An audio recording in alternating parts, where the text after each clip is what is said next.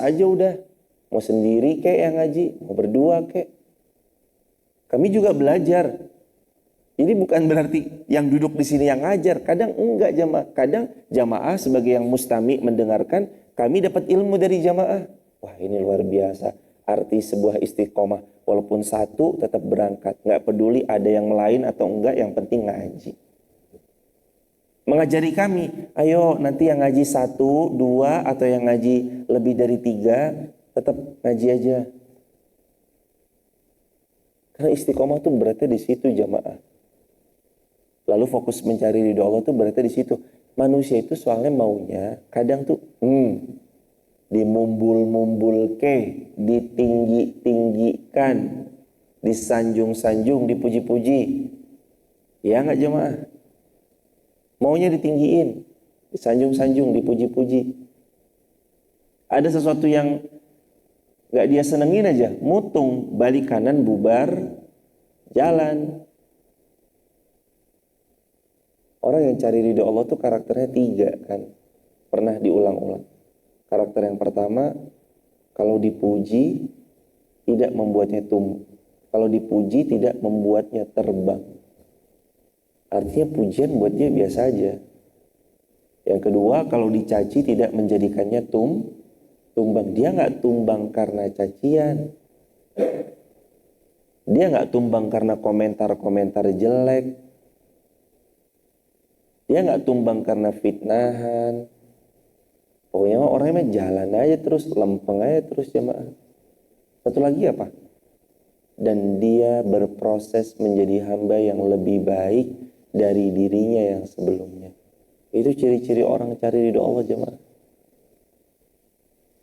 Dipuji tidak terbang, dicaci tidak tumbang. Coba dicek lagi niat kita ke masing-masing diri.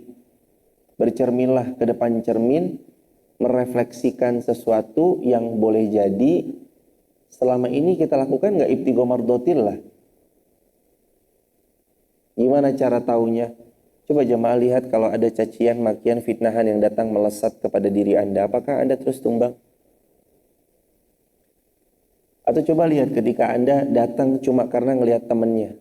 Mbak, berangkat nggak mbak? Teh, berangkat nggak?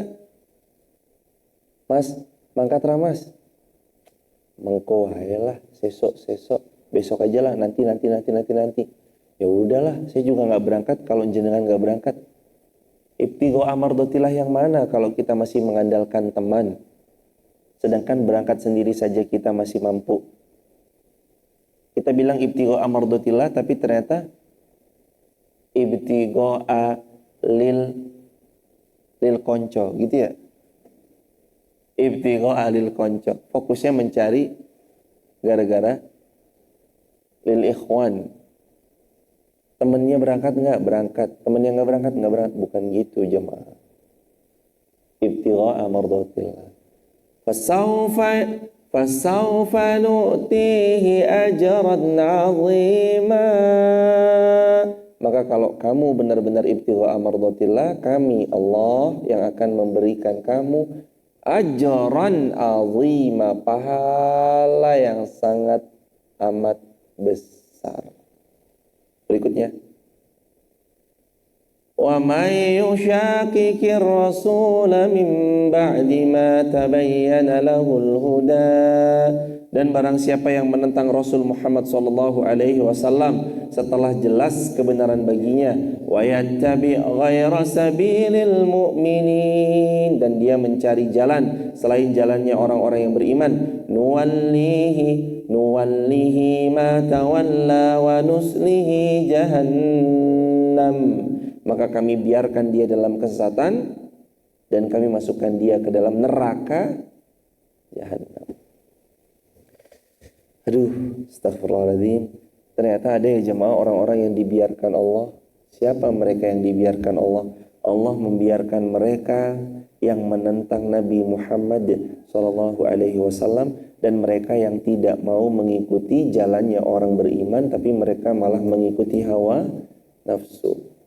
Allah katakan dalam ayat ini, Nuwallihi ma tawalla, kami biarkan mereka dalam kekeliruannya. Dijarno, itu udah tingkat yang paling menyedihkan. Kalau orang udah sampai bilang saka, wah itu kata atau kalimat yang membuktikan orang itu udah gak peduli sama kita adalah sakaremu. Tulis di kolom komentar teman-teman. Itu kata-kata yang senada dengan tidak pedulinya orang kepada kita adalah sakaremu. Kalau orang udah gak peduli sama kita, dia akan bilang sakar, terserah kamu, terserah. Allah Subhanahu wa Ta'ala bilang gitu juga gak? Kepada siapa? Kepada satu, orang yang menentang Rasul. Dua, orang-orang yang gak mau mengikuti jalannya orang-orang yang beriman. Apa Allah berfirman? Nuwallihi ma tawalla, terserah kamu, kami biarkan kamu dalam kesesatan. Gak cukup sampai situ. Nuwallihi ma tawalla, kami biarkan kamu dalam kesesatan. Gak cukup sampai situ, tapi Allah melanjutkan wa nuslihi jahannam, dan kami masukkan mereka ke dalam neraka jahannam. Aduh jemaah, dimasukkan ke dalam neraka jahanam tuh seperti apa rasanya hadirin? Masuk ke dalam neraka jahanam. Ingat jemaah, kalau surga itu nikmatnya abadi selama-lamanya. Kita baru ngerasain nikmat setahun 2 tahun aja seneng, apalagi ini nikmat surga abadi selama-lamanya. Itu nikmat selamanya tuh yang kayak gimana jemaah senengnya. Tapi kalau masuk neraka jahanam, azabnya juga selama-lamanya. Duh ya Allah. Wasa'at masira, dan itulah seburuk-buruk tempat kembali. Waliyahzubillahi min dzalik. Ya Allah lindungi kami, ya Allah lindungi kami dari neraka, masukkan kami ke dalam surga. Masukkan kami ke dalam syurga, masukkan kami ke dalam syurga. Ayat 115. Ayat 116 sekarang. Inna Allah la yaghfiru an yushraka bihi wa yaghfiru ma duna dhalika liman yasha. Allah tidak mengampuni dosa syirik, dan Allah mengampuni dosa selain itu bagi siapa yang Allah kehendaki. Tidak diampuni bila mana dia mati dalam keadaan belum sempat taubat. Kalau orang itu dulunya pernah buat syirik lalu terus kemudian sempat bertobat, Allah akan ampuni dosa-dosanya. Allah maafkan kesalahan-kesalahannya. Tapi syarat ketentuan berlaku. Dia harus taubat taubatan nasuha. Quran surah At-Tahrim. Mohon maaf, Quran surah 66 ayat yang ke-8. Surah 66 At-Tahrim ayat yang ke-8. Ya ayyuhalladzina amanu tubu ilallahi taubatan nasuha. Kamu tuh harus taubat nasuha. Kalau taubatmu benar mau Allah terima. Satu, syarat taubat nasuha yang pertama, harus meninggalkan dosa itu seketika. Yang kedua, syarat taubat nasuha yang kedua, berjanji tidak akan pernah mengulanginya lagi. Yang ketiga, syarat agar taubat kita itu benar-benar diterima, mengisi hari-hari setelah taubat dengan amal saleh.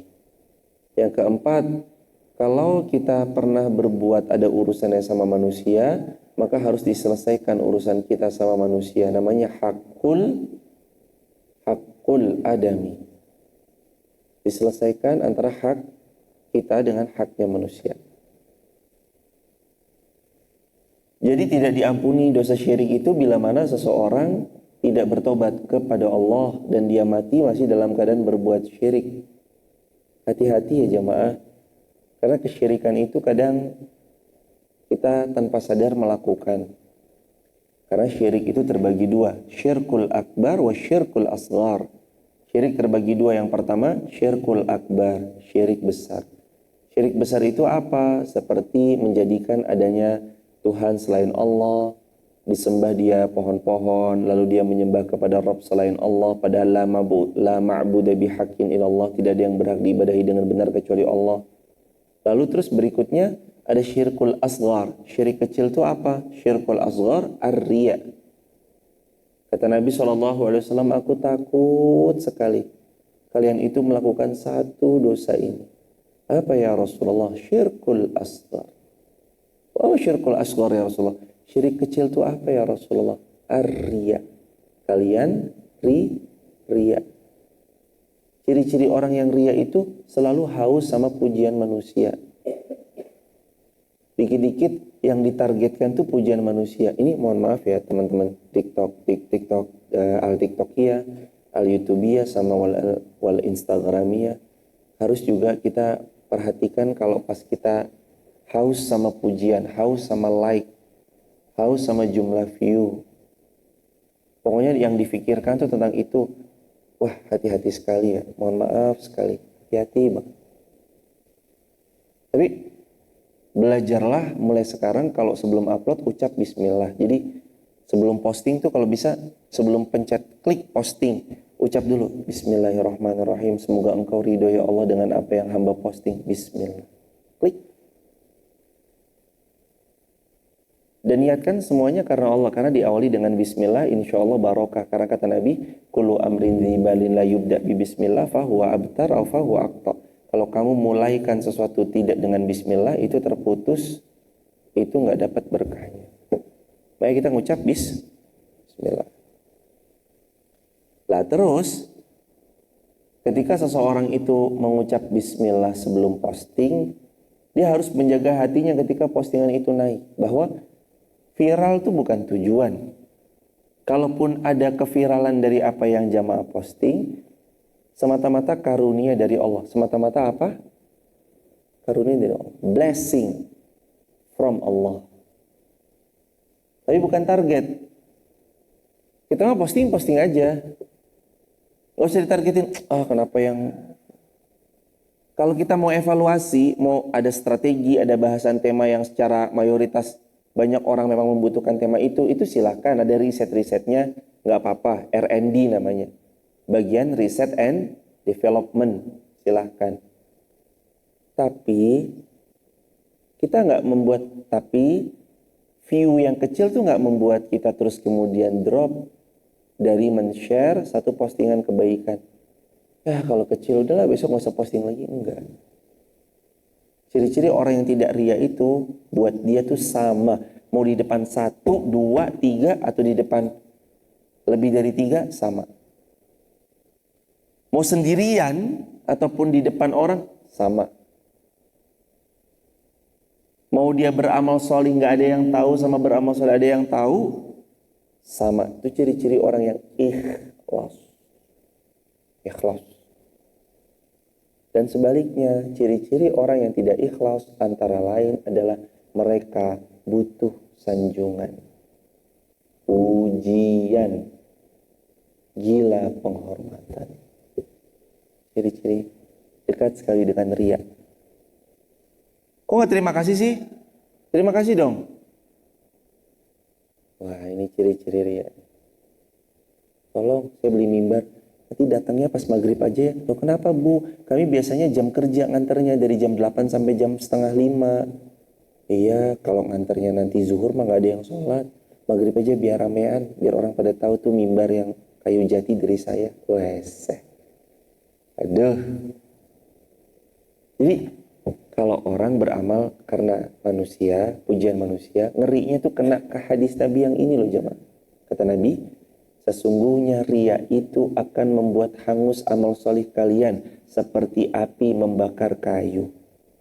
Habis udah. Kayu kena api, terbakar hangus cuma jadi. Masih mending kalau arem jemaah. Langsung jadi abu. Langsung jadi abu hadirin. Amal soleh kita nih udah bagus-bagus, ya Allah. Tapi ada yang beramal karena, kenapa nih makin rajin, jadi muazin masjid lah, kok tiba-tiba sholat saf 1, ternyata ada calon mertuanya di belakang lagi sholat. Itu Ustadz, calon mertua di belakang. Ya itu mah bonus aja jemaah. Tapi kan kita nggak riya. Itu syirkul asghar, syirik kecil. Kalau syirik akbar, insya Allah pelan-pelan kita udah berusaha untuk menghindari. Tapi syirkul asghar itu belum banyak yang menghindari. Riya. Inginnya pujian, inginnya sanjungan, inginnya penghormatan.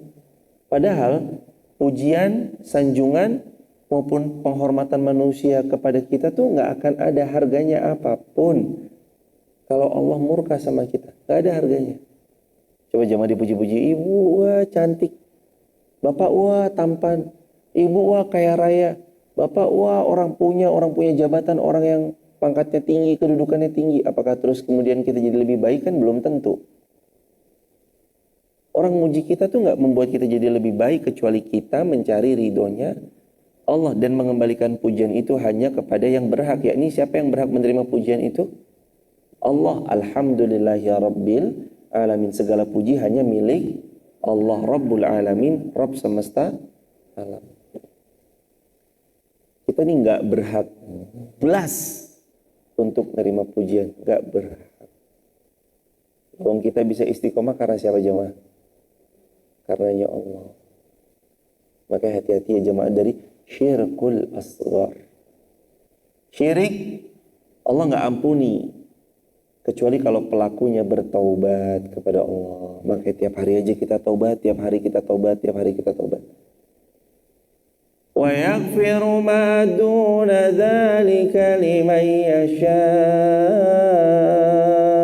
Dan Allah mengampuni dosa selain dosa syirik bagi siapa yang Allah kehendaki. Arti ampunan Allah, Allah maafkan kesalahan, Allah ampuni dosa, Allah hapus kekeliruan yang pernah dicatatkan, namun tetap untuk sebagai rasa syukur bahwa dosa kita diampuni nanti diperlihatkan. Ini dosamu tahun 2002, tapi keterangannya telah Allah hapus. Ya Allah makasih udah dihapus. Wa may yushrik billahi faqad dhalla dhalalan ba'ida. Dan barang siapa yang berbuat syirik maka sungguh dia telah sesat sejauh-jauhnya. Dhalalan ba'ida. Udah jauh deh.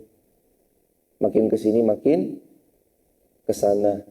Sejauh ini yang paling jauh nih, makin orang berbuat syirik nih sejauh ini nih nggak habis fikri di luar nurul,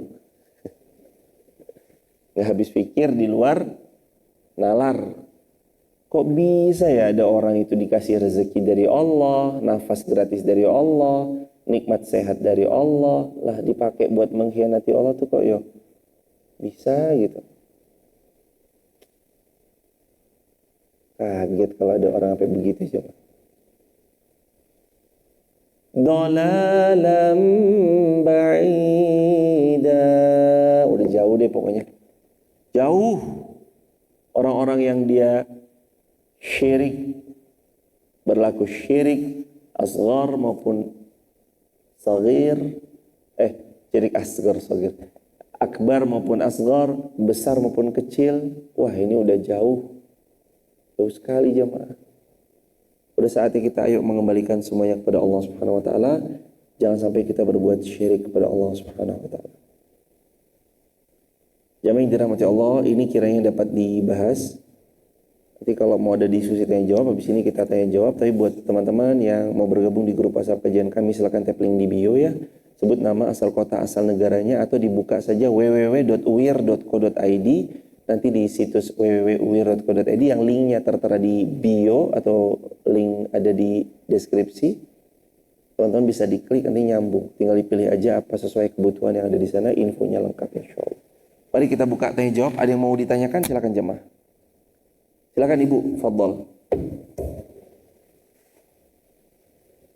Waalaikumsalam.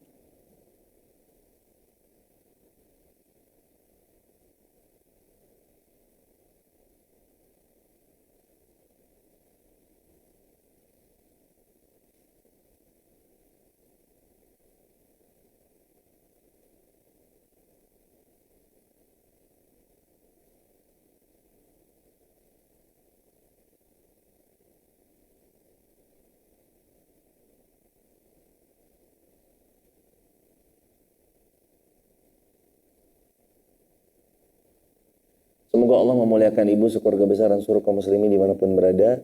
Bagaimana hukumnya kalau kami sebagai seorang perempuan merawat mertua laki-laki? Merawat dalam hal ini menyiapkan segalanya termasuk juga bahkan memandikan beliau. Bagaimana baiknya? Tentu sekali lagi jemaah bicara idealnya, jawabannya adalah laki-laki yang memandikan laki-laki itu lebih baik, lebih ahsan. Tapi sekali lagi hidup ini kan tidak pernah ideal untuk siapapun. Dan rumah tangga ini butuh kelapang dadaan untuk salah satunya menerima merawat orang tua yang sudah berusia lanjut. Menyikapi hal yang kayak gini sedangkan gak ada lagi yang bisa merawat beliau kecuali kita. Karena anak-anak beliau juga tidak ada yang merawatnya atau memang satu dan lain hal. Ala kulli hal, selama kita niatkan satu, tentu saja karena Allah. Yang kedua, kalaupun bisa dihindari daripada bagian aurat beliau jangan sampai tersingkap oleh kita, terlihat oleh kita, itu lakukan semaksimal mungkin yang bisa dilakukan. Dan niatkan semua karena Allah. Semoga berbaktinya kita kepada mertua besok diganjar dengan surga Firdaus tanpa hisab. Jadi intinya kalau memang darurat hanya ibu dan suami pun juga sibuk bekerja dan lain-lain harus yang menyiapkan dan segala macamnya. Semoga Allah Subhanahu wa taala memberikan ganjaran terbaik buat ibu sekeluarga. Tentu idealnya tetap laki-laki aja, idealnya. Kalau emang udah kalau udah nggak ada lagi dan segala macam, ya asalkan tidak tersingkap bagian aurat itu masih ada sesuatu yang kalau bisa diikhtiarkan, yakni tadi jangan sampai tersingkap auratnya. Allahu a'lam bishawab. Orang tua kandung sama kan, mertua kita itu kan sudah menjadi orang tua kita sebab karena pernikahan. Beliau mahram kita, ya mahram. Tapi kan dalam mahram sekalipun, kecuali suami istri ya jemaah, ada batasan. Apakah terus kemudian saat anak, mohon maaf, anak kita tuh kan anak kandung kita ya mahram kita. Tapi saat dia tumbuh dewasa, apakah kita boleh melihat daripada bagian yang maksudnya ya seperti itu? Tentu saja kan nggak boleh jemaah. Nah, nggak apa-apa ibunda. Iya nggak apa-apa. Kepala, badan, pundak-pundak dan kaki nggak ada masalah. Begitu nggak ada masalah. Dan itu juga menjaga kehormatan beliau sebagai ayahanda kita. Jadi mertua kita tuh ya orang tua kita sebab karena pernikahan. Kan ada mahram itu mahram karena pernikahan. Di antaranya orang tua. Mertua maksudnya beliau itu ya orang tuanya suami atau orang tuanya pasangan kita itu, beliau itu menjadi mahram kita sebab karena pernikahan. Tapi tidak menjadi tidak menjadi alasan buat kita lantas boleh melihat aurat daripada mertua atau apa segala macam. Tidak, tetap ada batasan-batasan. Sama pun anak kita nanti tumbuh dewasa, anak kecil masih terlihat auratnya, dia mandi apa segala. Anak kecil di bawah usia 4 tahun. Tapi saat dia sudah beranjak pada usia belasan, tentu itu udah tidak lagi dibolehkan untuk melihat kepada bagian yang disebut dengan aurat. Allahu a'lam bishawab. Begitu Ibu. Barakallahu fikum. Silakan Mas. Waalaikumsalam warahmatullahi wabarakatuh.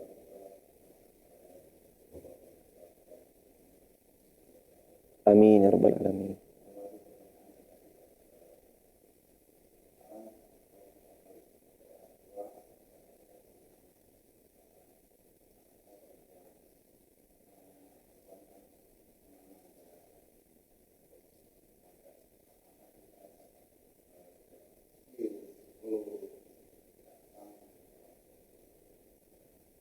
Sampai kapankah?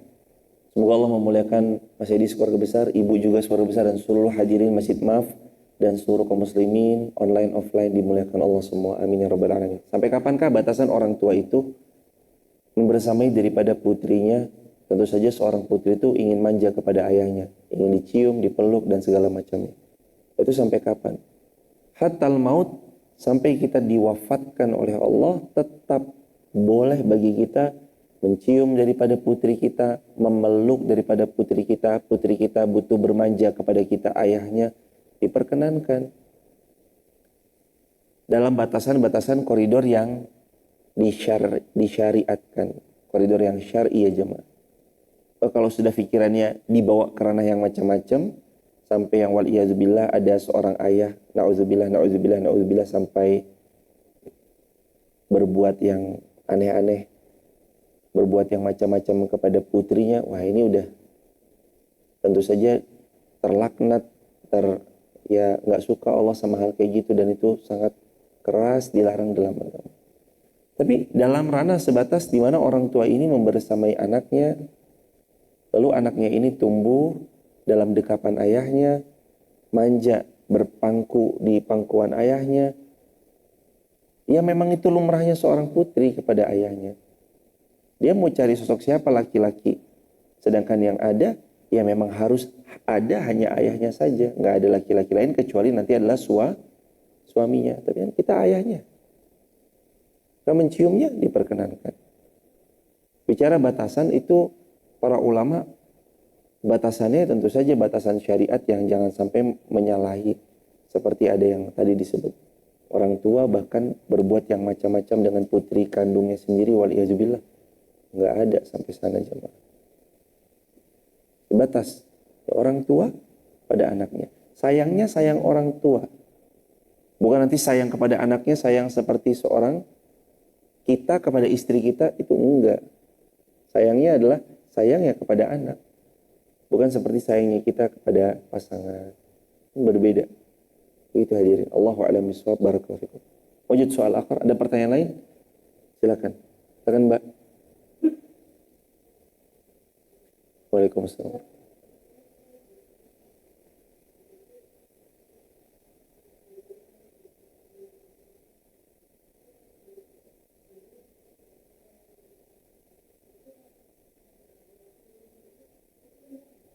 Semoga Allah memuliakan Barani Nabila Syukur besar dan seluruh kaum muslimin dimanapun berada.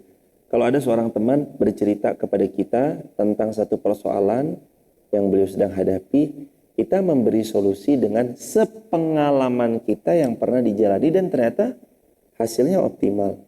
Itu ria atau tidak? Hadirin, bab ria itu kan babnya bab hati. Yang tahu ria tidaknya itu kan kita dengan Allah. Godaan ria itu potensinya selalu datang. Karena memang tugasnya syaitan membuat amal kita tuh hancur berantakan. Nah, kalau saya cerita, coba deh, gimana kalau sholat, hadir kajian, sedekah subuh, saya kok ngalamin akhir-akhir ini, saya pelan-pelan atas izin Allah, ngelakuin itu kok enak gitu rasanya. Coba deh dicoba. Selama hati kita niatnya memang karena Allah, lillahi ta'ala, ibtigha amardotillah, memang ini yang kita alami dan kita rasakan dan kita ingin teman kita sama merasakannya, boleh. Dan itu bukan ria. Kembali lagi semua ke niat dalam hatinya masing-masing. Contoh, kami itu juga sering ya jemaah. Karena kami pernah punya pengalaman menunggu masa hadirnya buah hati. Nikah 2015, baru punya keturunannya di 2017. Kami tahu beratnya menunggu kehadiran seorang anak. Apalagi kalau ditanya, kapan punya junior, kapan? Maka kami berbagi. Oh dulu amaliyah kami atas pertolongan Allah, 1, banyak istighfar. 2, dosa-dosa itu kalau bisa dihapus. Dosa durhaka kah sama orang tua, suka melalaikan waktu sholat kah, itu pokoknya dosa-dosa dihapus semuanya. Yang 3, sedekah dengan bilangan yang itu maksimum sesuai dengan kapasitas kemampuan kami. Kemudian yang 4, minum madu. Kemudian yang 5, ikhtiarnya dan segala macam-macam. Itu diceritakan bukan dalam bentuk riya, tapi ini berdasarkan pengalaman yang atas pertolongan Allah. Allah izinkan bekerja dengan optimal pada kehidupan seorang hamba. Lalu kita sharing. Kalau hidupmu mungkin lagi gamang, dalam rumah tangga kemelutnya, luar biasa kemelut rumah tangganya, maka sebaiknya coba deh sholat, coba deh ngaji, coba deh sedekah tiap subuh dirutinin, walaupun cuma 500 perak, rutin aja. 1000 perak, rutin aja. Jadi siapkan 30.000 dengan 1000-an itu untuk 30 hari setiap subuh. Bismillah, bismillah, bismillah, bismillah, bismillah. Nanti kerasa kok hidup kita pelan-pelan. Nah, itu bukan ria insya Allah. Selama lagi-lagi kita pandai dan bisa menjaga hati. Terus kalau tiba-tiba muncul, nih jangan-jangan ria, langsung tepis aja jemaah.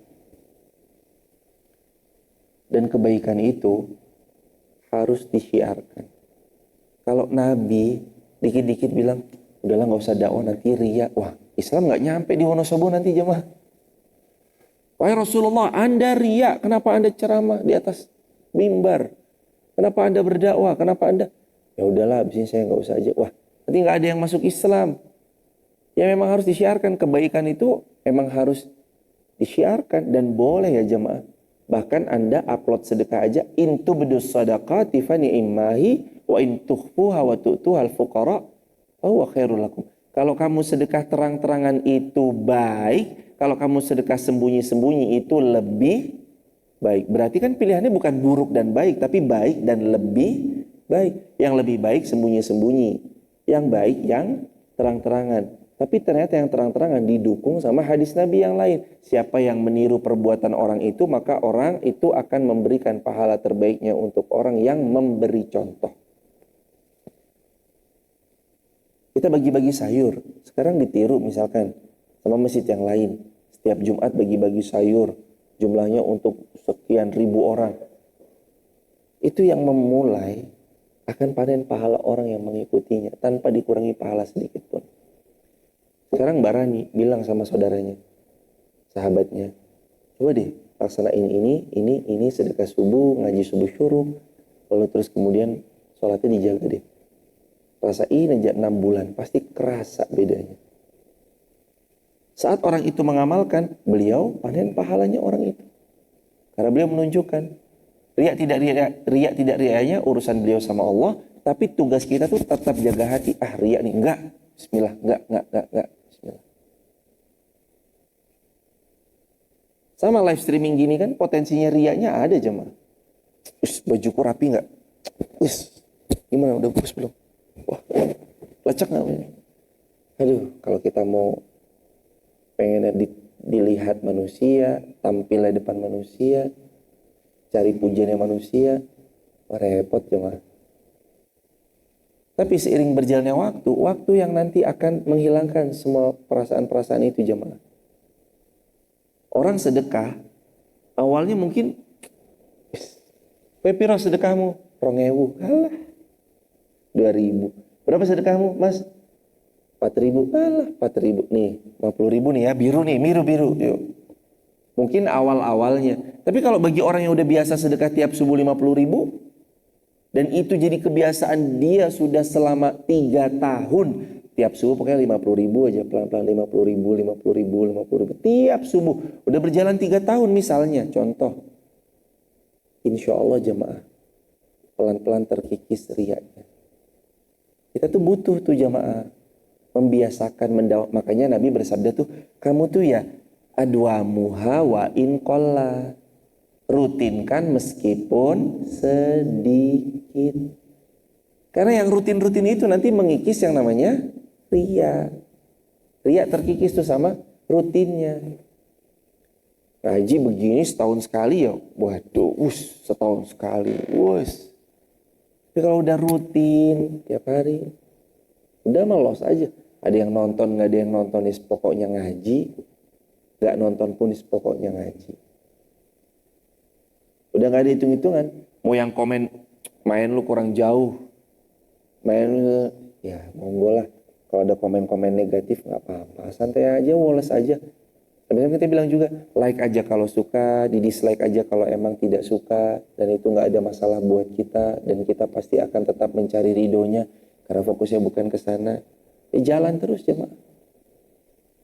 Orang itu harus punya bekal. Ini pasti tak jamin 100% jemaah. 100% bahkan 1000%. Kalau punya satu bekal ini, hidup akan tenang. berhenti mendengarkan komentar manusia, berfokus pada apa yang Allah suka. Dijamin pasti hidupnya tenang. Berhenti mendengarkan komentar manusia, fokuslah kepada apa yang Allah suka. Jadi pertanyaannya bukan, manusia suka nggak ya? Enggak. Pertanyaannya gini, Allah suka nggak? Allah ridho nggak sama apa yang kita lakukan? Manusia mau komentar, wah, nek komentator mah selalu ada jemaah. Ingat tak? Ada bapak sama anak naik keledai. Berdua nunggangi keledai. Apa komentar orang? Wah, itu orang bapak sama anak nggak tahu diri. Masa keledai kecil dinaiki berdua? Akhirnya bapaknya turun, anaknya naik di atas keledai. Bapaknya nuntun keledai. Dikomentari nggak sama orang? Dikomentari. Bapak, anak macam apa itu? Bapaknya suruh nuntun keledai, anaknya enak-enakan di atas. Bapaknya bilang, ya wes le meduno. Yaudah nak turun no. Turun kamu nak, turun. Bapak aja yang di atas. Anaknya yang nuntun. Orang komentar nggak? Komentar lagi. Oh, bapak model apa itu? Masa anaknya yang masih kecil disuruh nuntun, dia enak-enak di atas keledai. Akhirnya bapaknya turun, anaknya turun, dua-duanya nuntun keledai. Komentar nggak orang? Komentar. Oh, orang ini dungu sekali, dia punya keledai kok tidak ditunggangi. Loh, mana yang benar jemaah? Lawang empat-empatnya itu salah semua menurut komentar manusia. Ditunggangi dua-dua salah. Bapaknya turun dibilang anak kurang ajar. Anaknya turun, bapaknya naik dibilang anaknya kasihan, bapaknya nggak tahu diri, itu anaknya masa suruh nuntun keledai. Dua-duanya turun dikomentari juga. Itu orang gimana sih bawa keledai kok nggak ditunggangi? Artinya kita mah tidak akan pernah selamat dari lisannya manusia. Pasti komentar terus ada. Happy ya toh? Itu gimana sih? Dhamma kita mah sekarang ingat ya jamaah tadi itu. Pegang satu ini dijamin 1000% yakin dengan izin Allah pasti akan lebih tenang hidup kita. Ya ini apa? Berhenti mendengar komentar manusia, mulailah berfokus kepada apa yang Allah suka. Itulah makna esensi dari ibtigha'a mardatillah. Manusia monggo lah. Yang penting saya ibtigha'a mardatillah. Itu tuh begitu tuh. Baik jamaah, itu kurang lebih. Barakallahu fikum. Ada lagi pertanyaan? Silakan Ibu. Nggak ada? Dari TikTok, YouTube, Instagram, ada Mas? Dari Instagram, boleh apa? Pertanyaannya, fadhol.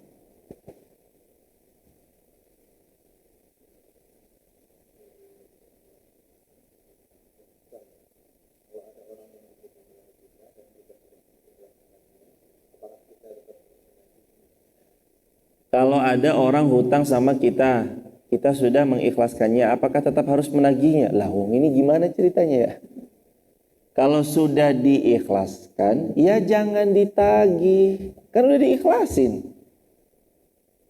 Kalau belum ikhlas lah, baru ditagih.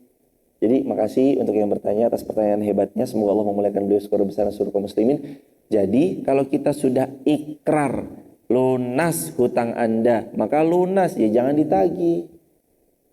Ya udah bilang lunas hutangnya, ya lunas, yarhamukallah.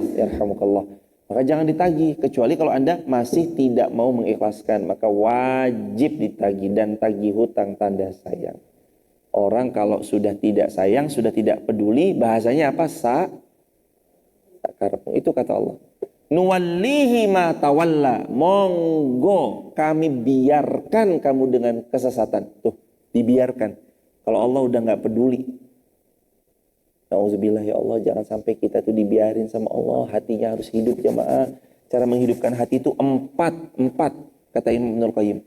Sering datang ke masjid, duduk sama orang salih, hadir ke majelis ilmu, buka Quran, hatinya hidup. Kita tiap hari buka Quran jamaah. Tiap hari ini ngeruqyah diri sendiri nih kita.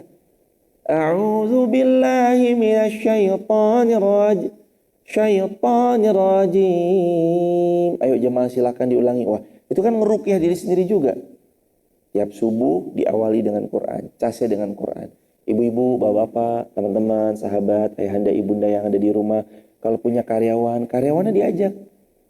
Saya himbau kepada semua karyawan, wajib sebelum masuk nanti jam 8 subuh harus ngaji. Dan resumenya wajib disetorkan di grup. Dan wajib bagi semua karyawan setor foto sholat.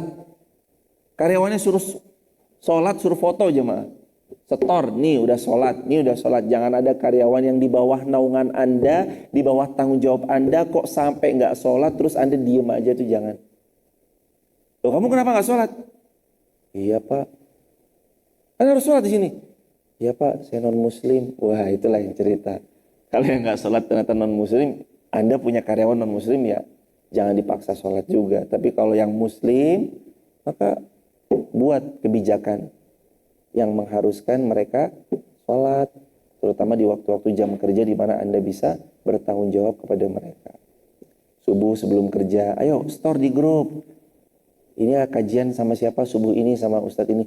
Kan nggak mesti kesini juga. Teman-teman kan boleh buka di Instagram tuh kan banyak sekali ustadz setiap subuh sekarang live kan. Ada guru-guru kita, ustadz-ustadz kita, ada yang lain. Banyak banget sekarang. Di TikTok setiap subuh juga alhamdulillah atas pertolongan Allah, yang dulunya tempat dancing and lip sync, sekarang Allah izinkan menjadi salah satu media dakwah yang paling cepat penyebarannya atas pertolongan Allah. Maka alhamdulillah teman-teman bisa ngaji lewat TikTok, pakai ngaji lewat TikTok. Jangan sampai waktu kita itu dipakai untuk yang sia-sia. Barakallahu fikum. Subhanakallahumma bihamdika asyhadu an la ilaha illa anta nastaghfiruka wa natubu ilaik. Subhanakallahumma bihamdika asyhadu an la ilaha illa anta nastaghfiruka wa natubu ilaik. Rabbana atina fid dunya hasanah wa fil akhirati hasanah wa qina adzabannar. Alhamdulillahirabbil alamin. Jamaah yang mau dapat informasi, gabung di grup WhatsApp kajian kami, dan semua informasi seputaran masjid, sekolah Hafiz Quran Muhammad Al-Fatih dan beragam macamnya, buka saja www.uwir.co.id, semuanya lengkap infonya di sana. www.uwir.co.id. Tinggal dipilih saja sesuai dengan apa yang mau ditanyakan. Barakallah, barakallah, barakallah. Salam keluarga di rumah. Assalamualaikum warahmatullahi wabarakatuh.